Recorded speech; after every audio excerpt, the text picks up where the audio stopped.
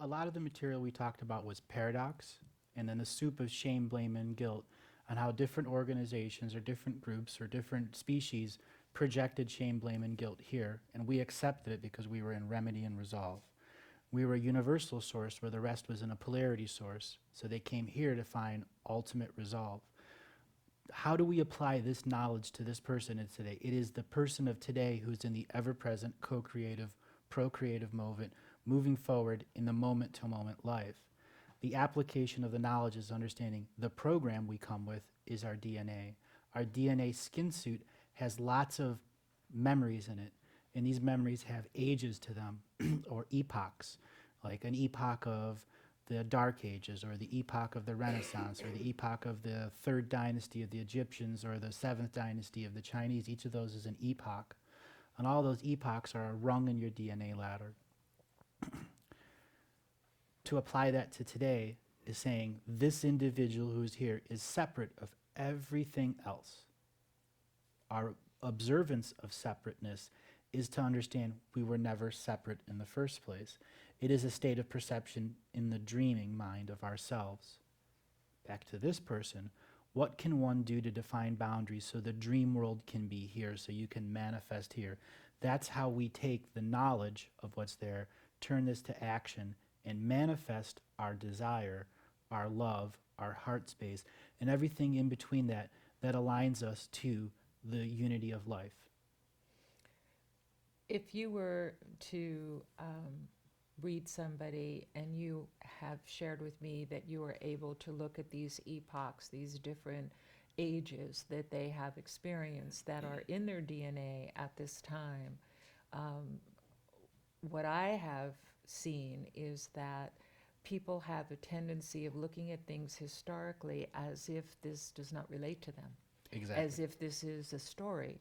And because the story has not been passed on by elders anymore, or by the sense of a living story of us, but put into forms that are separate, detached, it's happening to others, we've hardened in our view of these things and tend to resist. We couldn't do genocide. We couldn't murder anyone. We would never do that. They're the bad ones, we're the good, and religion feeds on that. So in order for us to evolve in our DNA, it appears to me that we have to own each of these epochs as us. Yep. And in doing that, it opens the possibility for evolution. When we open the epochs, we open ourselves to the infinite possibilities of all of the other experiences we've had.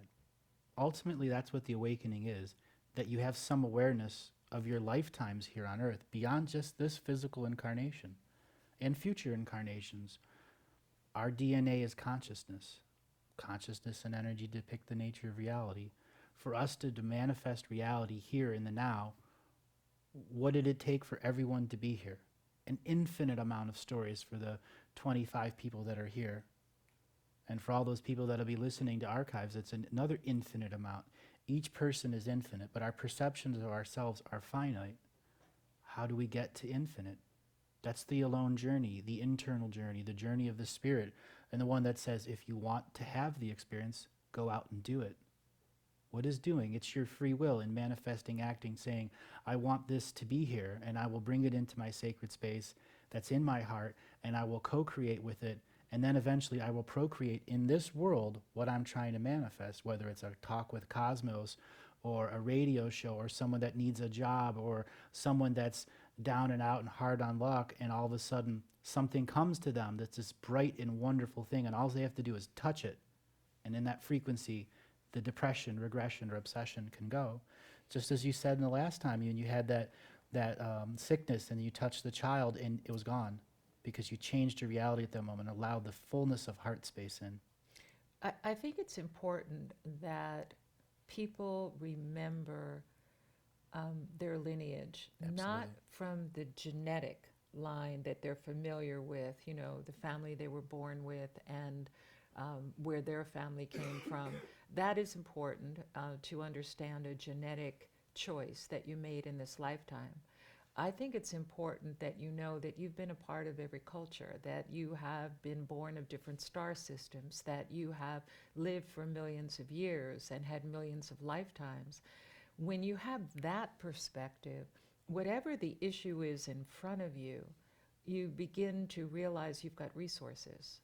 But in order to access those resources, there must be the ownership of all the horrible things you're judging.